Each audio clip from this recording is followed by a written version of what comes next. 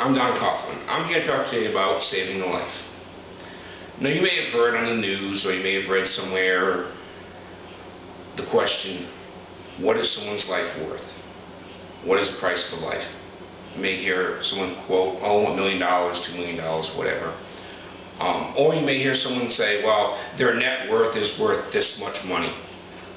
But the question is, what if we convert that dollar sign into time? Is someone's life worth 4 hours of your time? Well, in 4 hours you can learn the basics of cardiopulmonary resuscitation, CPR. How to save the life of a loved one, maybe someone you don't even know on the street, maybe a child of yours, but it all depends upon you. CPR can teach you the basics of how to save a life, the basics of what you need to know, the steps you need to take in order to save that life, and it'll show you that you, as a first responder with CPR, can significantly affect the survival rate of that person that had a cardiac arrest. Now, things we're going to talk about today, what you need to know, how you need to learn, and where you need to learn about CPR.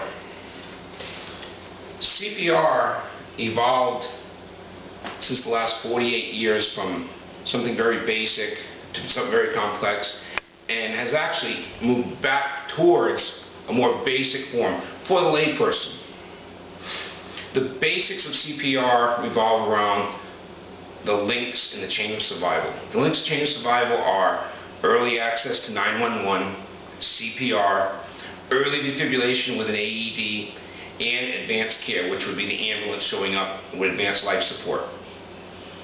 You, being a first responder, knowing CPR and how to use an AED, automated external defibrillator, are crucial in the survivability of that person after a cardiac arrest. Research has shown by the American Heart Association, American Red Cross, that survivability rates after cardiac arrest are directly proportional to what that first responder, that person that sees that person have that heart attack, can do. What they've shown in their research is that the survivability rates from cardiac arrest have three major factors. The first one being CPR, those who don't get any CPR, those who get CPR only, and those who have CPR with an early AED use defibrillation. If you look over here, I've broken it down into three areas. These are the survival rates of individuals who didn't get CPR. Basically, they collapsed, someone called 911 and waited for the ambulance to show up. Their survivability rate is 5%, meaning 95% of those people who have that cardiac arrest and nothing happens, 95% of them die. They never leave that hospital once they get there. The next slide shows those who received early CPR.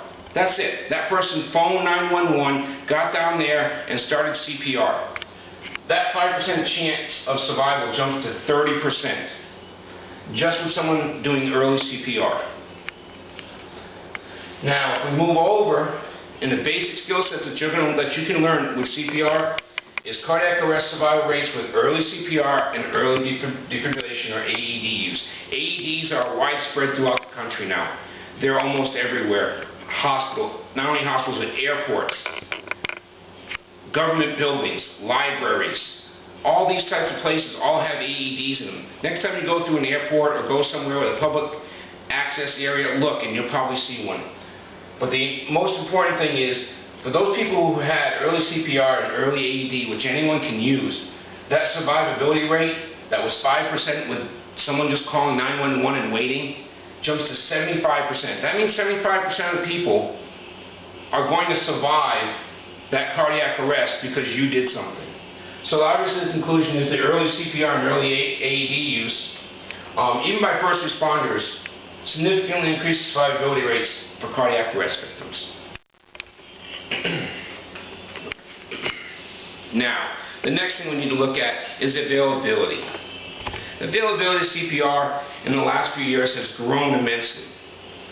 CPR is available to you throughout everywhere. The student can learn almost anywhere that they want to.